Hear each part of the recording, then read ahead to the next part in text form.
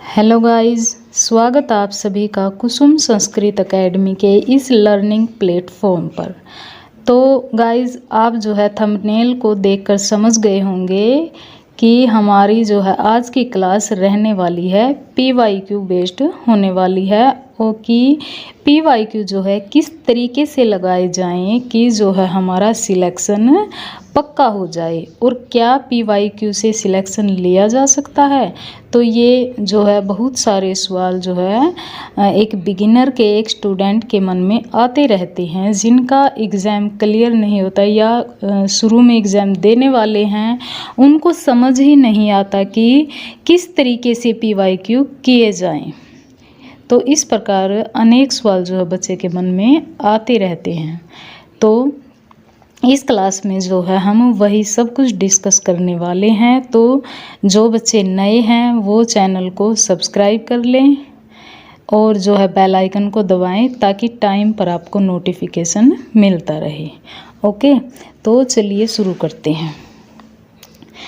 तो बच्चों के मन में ये आता रहता कि भाई PYQ हमें किस तरीके से लगाने चाहिए कि PYQ से हमारा सिलेक्शन पक्का हो जाए, और कितने सालों के PYQ लगाएं। तो देखिए, PYQ जो है, पहले तो आप अपना सिलेबस चेक कीजिए कि सिलेबस में आपके कौन कौन से टॉपिक लगे हुए हैं। ओके, तो जो है आप कोई एक टॉपिक उठा लीजिए। ओके, पहले तो आप वो टॉपिक उठाइए और वहाँ से अपने जो है वो कंटेंट जो है अपना उसके जो है नोट्स बनाइए, और फिर देखिए कि आप PYQ लगाइए और वहाँ पर देखिए कि उसमें क्या जो है नया ऐड कर रखा है। ठीक है, जो आपके उस कंटेंट में, आपके नोट्स में नहीं है, तो वहाँ पर आप देखिए उस नई जो है नए कंटेंट को आप उसमें ऐड कर लीजिए। ओके, तो इस तरीके से आप जो है लगाते जाएंगे और नया कंटेंट जो है ऐड करते जाएंगे। तो इस प्रकार आपका जो है वो पूरे नोट्स बहुत अच्छे से तैयार हो जाएंगे, ताकि फिर लास्ट टाइम में जब आप रिवीजन करेंगे तो जो आपका कंटेंट है, जो आपका टॉपिक है, वो बिल्कुल क्लियर हो जाएगा।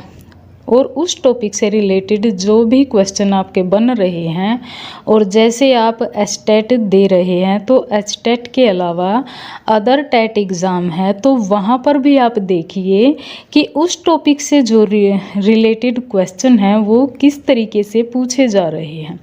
तो आप उन सभी को कीजिए। ओके, और जो है एक बार जैसे हम अपना संस्कृत ही ले लेते हैं। ओके, 60 मार्क्स का आता है। पहले आप जो है पूरा पेपर देख लीजिए कि उसमें जो है कौन से टॉपिक से कितने क्वेश्चन बन रहे हैं। ओके, वहाँ पर आप लिख लीजिए कि ये जैसे कारक से है, ये समास से है, तो आप वहाँ पर ऊपर लिख सकते हैं। हर क्वेश्चन के ऊपर आप लिख सकते हैं कि ये कारक से आया है, ये समास से आया है। तो इस प्रकार आप करेंगे तो आपको पता चलेगा कि ग्रामर से कितने बन रहे हैं क्वेश्चन, साहित्य से कितने बन रहे हैं। तो आपको एक इस तरीके से जो है अपने पेपर का पूरा एनालिसिस हो जाएगा कि किस चीज़ से ज़्यादा क्वेश्चन पूछे जा रहे हैं। और फिर ये देखिए कि जैसे ग्रामर से ही है तो ग्रामर में किस टॉपिक से ज़्यादा क्वेश्चन बन रहे हैं और वो किस तरीके से पूछे जा रहे हैं। ठीक है, जैसे हमारा कारक ही हो गया, कारक में लगा लीजिए जैसे को सूत्र दे दिया, सूत्र से ज़्यादा पूछे जा रहे हैं, उनके उदाहरण दे के भी पूछे जा रहे हैं। कई बार जो है वो मैच इट में दे के पूछ लेते हैं। तो इस तरीके से जो है पूछ लेते हैं, और कई बार जो है सीधा सूत्र देकर ही कि ये सूत्र जो है, इस सूत्र का ये उदाहरण है और इस उदाहरण का ये सूत्र है। तो इस तरीके से भी घुमा फिरा के पूछ लेते हैं।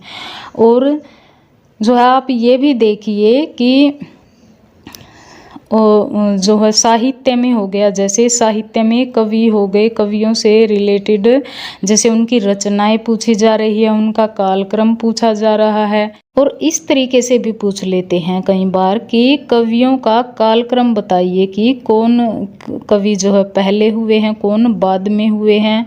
ओके, और सूक्तियों से क्वेश्चन बन रहे हैं ज़्यादा, या फिर जो है उन सूक्तियों से बन रहे हैं, या फिर और तरीके से जैसे उनकी रचनाएं हो गई, या फिर उनका जो है माता पिता के बारे में भी पूछ सकते हैं।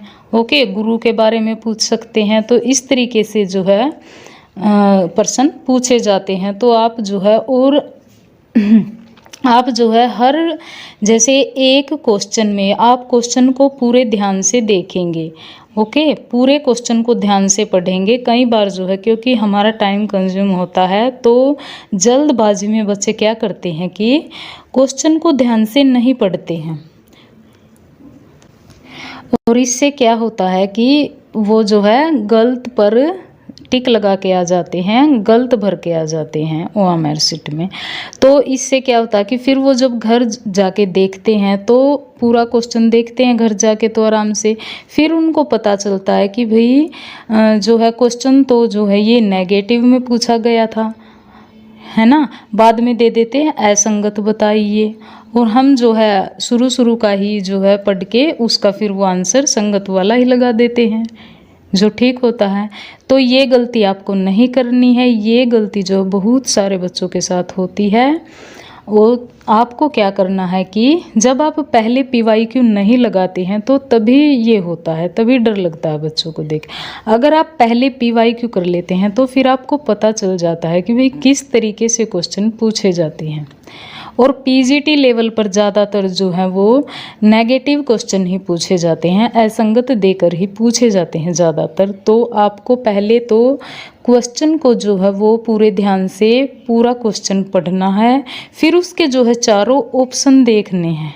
ओके, ये नहीं कि जो ठीक लगा हमें उसी पे लगा दिया। आपको PYQ जब आप करते हैं तो उस टाइम पे आपको जो है चारों ऑप्शन ध्यान से देखने हैं, चारों ऑप्शन देख करके, क्योंकि मान लो अब की बार उन्होंने पूछ लिया पॉजिटिव में, अगली बार वो पूछ लेंगे नेगेटिव में। तो हर तरीके से जो है आपको क्वेश्चन करना होता है। और रिपीट करने का तरीका यही है कि भाई क्वेश्चन को थोड़ा घुमा फिरा कर जो है वो पूछते, ये नहीं कि एज इट इज़ उठा के दे दिया, ऐसे भी पूछते हैं, पर ऐसे क्वेश्चन बहुत कम पूछते हैं, थोड़ा घुमा फिरा कर तो देते ही हैं। ओके, तो इस तरीके से आपको करने हैं, पूरा क्वेश्चन पढ़ के उनके जो है चारों ऑप्शन पढ़ने हैं, और चारों ऑप्शन को भी अच्छे से एनालिसिस करना है कि ये कहाँ से कैसे बन रहा है। ओके, तो इस तरीके से आप जो है PYQ करते जाइए और अपने नोट्स तैयार करते जाइए। जो एक्स्ट्रा जो सामग्री है वो आप उसमें जो है वो ऐड करते जाइए। तो इस तरीके से आपके जो है नोट्स अच्छे से तैयार हो जाएंगे, और लास्ट टाइम में जो आपकी रिवीजन अच्छे से हो जाएगी। तो गाइज इस तरीके से, और कितने सालों के लगाएं, तो देखिए कम से कम 5 साल के PYQ तो आपको लगाने ही चाहिए, और इस तरीके से अच्छे से एनालिसिस करके आपको जो है लगाने चाहिए हर टॉपिक पर। ठीक है, अपने सिलेबस को देखते हुए हर टॉपिक पर जो है आप PYQ करेंगे, अपने टॉपिक को उसको क्लियर कर लेंगे। अदर टेट एग्ज़ाम में भी देखते हुए अपने टॉपिक को बिल्कुल आप क्लियर कर लेंगे। और इस तरीके से अगर आप करते हैं तो फिर आपका सिलेक्शन होने से कोई नहीं रोक सकता। फर्स्ट अटैम्प्ट में ही आप जो है अपना एग्ज़ाम क्लियर कर सकते हैं। इस तरीके से आप जो है एक स्ट्रेटजी को, प्रॉपर स्ट्रेटजी को फॉलो करते हुए जो है अपनी स्टडी करते हैं तो PYQ से सिलेक्शन लिया जा सकता है। बिल्कुल यह बात 100% सच है। ओके, तो बच्चों आपको क्लास कैसी लगी तो कमेंट ज़रूर कीजिए। नए हैं तो चैनल को सब्सक्राइब कीजिए। Thank you.